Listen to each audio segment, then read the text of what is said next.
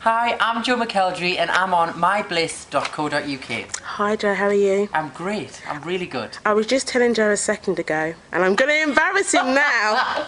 You guys don't really understand. I'm in the room with possibly the most gorgeous boy I've ever seen. Look at those cheeks, look at that smile. He's lovely. Come on, Joe, you have to admit you're looking hot. Thank you. Well, you are looking hot. I'll let you admit it. I don't want to admit it. You don't want to be the person that says, yeah, I'm hot and I know it. It's been a year. It has. It's basically been a year. And clearly I've done something right, judging by your reaction. Not to say that you weren't very cute before, but what's been going on in that year? Because you've got a big smile on your face and you're looking amazing. Just been busy with the album and just like lots of things, kind of developing as an artist, I suppose. Yeah, I guess that's the process when you leave the X Factor house and that sort of thing.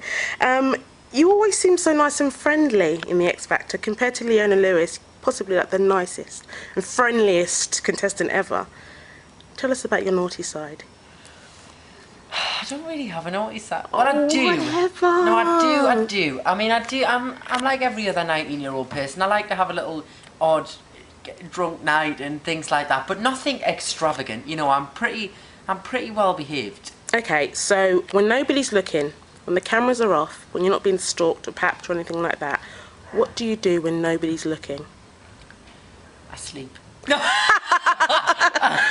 Okay, that's all the gorgeousness. It's beauty sleep. Clearly, it's beauty I just sleep. chill out with friends. You know, we'll have a little party, put some music on, have a bit of a dance, and just a bit of a laugh. You know. Okay. A nice little chill out session. What gets you grooving? What's your track? I'm loving Cheryl's new song.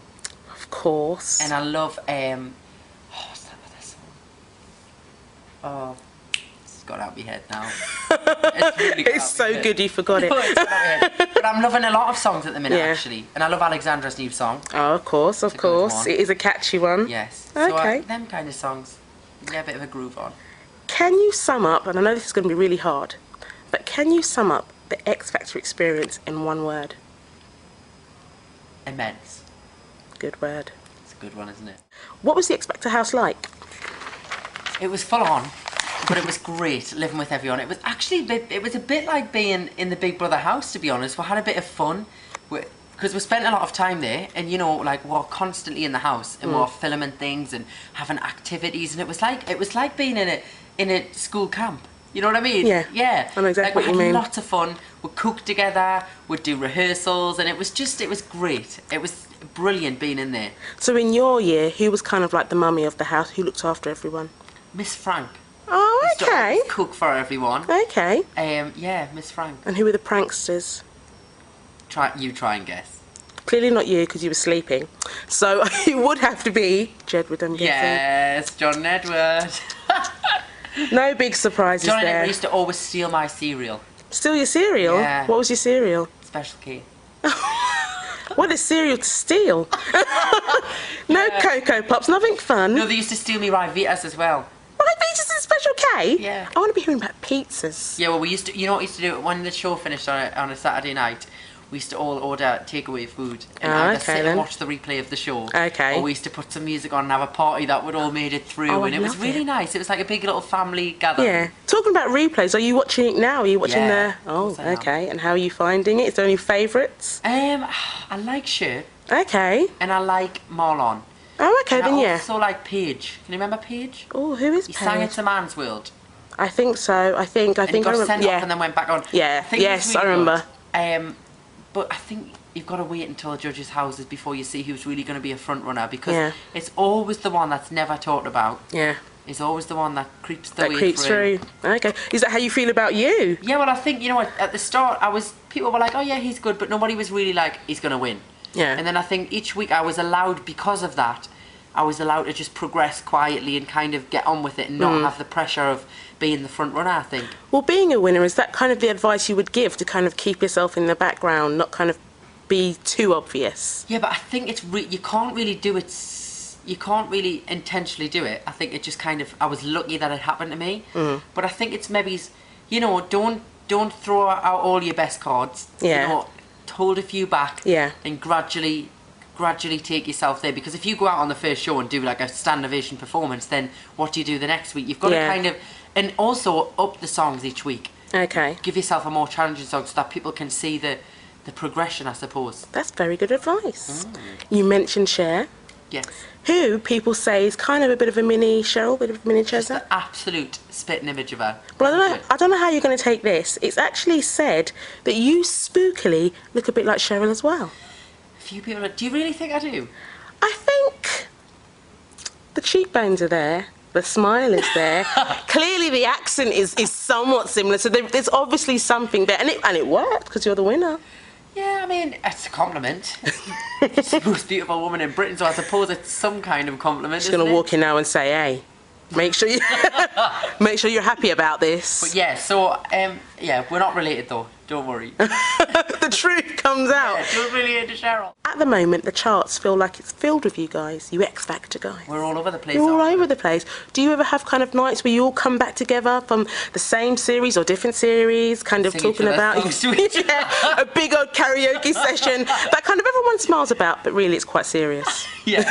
Who's the best? No, I see Ollie a lot. Yeah. I see Ollie a lot. I seen Ollie and Alexandra the other night. I see Diana a lot actually. Oh, okay. And I speak to Lucy a lot as well. And I see the Okay. rest who are in my year as well. But it's really hard to catch up with some of them because they're all gigging around the country. Yeah. So it's kind of really hard to catch up all the time. Okay. But we will catch up. Hopefully something for Christmas. Yeah. Yeah, why not? Ambitions, finger crossed, is going to be number one. I hope so. Do you have any other ambitions tucked up your sleeve? My ambitions are to have a successful album and Yes. hopefully to have my own solo tour. Oh, okay Yeah. then. And is anything like that in the pipeline? Is there anything that you're kind of putting together? I mean, obviously there will be in the pipeline in the future, but it's kind of, it takes a lot of discussion and planning, obviously, so Yeah. it has to start with like very early stage meetings, but I'm sure we'll have some of those after Christmas, and once the album's out there and we know what we're doing with next singles and things, we'll definitely discuss it. Cool. Ollie Murs promised if he got number one that he'd pose naked, and he held two. He did his thing. What are you going to promise us for a number one? I won't post naked, I'll tell you that. Can you think of anything? Oh! Something nice. Dangerous. Nice. Something nice. You'll have to come into our office and give us all a kiss on the cheek. Right. Okay, that's fine. That's I'll do fine. Oh, I should have really taken it somewhere. I'll give you a kiss on the cheek and I'll sing you a song. Oh, that would be lovely. Yeah. In the office. In the office, a little Bliss concert. We love to bake cakes in the office, so we kind of make you a We'll bit. bake cakes as well. There you have it. We're holding him to this. If this doesn't happen, I will. I mean, I'm going to be stalking him anyway. But we will. We will hunt him down and. Hey Joe, do you remember And this if we can't do interview? it in the office, we'll do it somewhere else. We'll do it somewhere else, that's fine. Now, obviously, a few months ago, you had a big revelation. You kind of came out, you let everyone know where you were at. And Stonewall, since then, have kind of put you down as a gay icon, which is amazing. Yeah, I heard about that. How are you feeling about that? How are you feeling since all of that? Yeah, it feels weird, you know, to kind of be called an icon. It's very strange. I've only won the X Factor 6 months ago, so it's very surreal.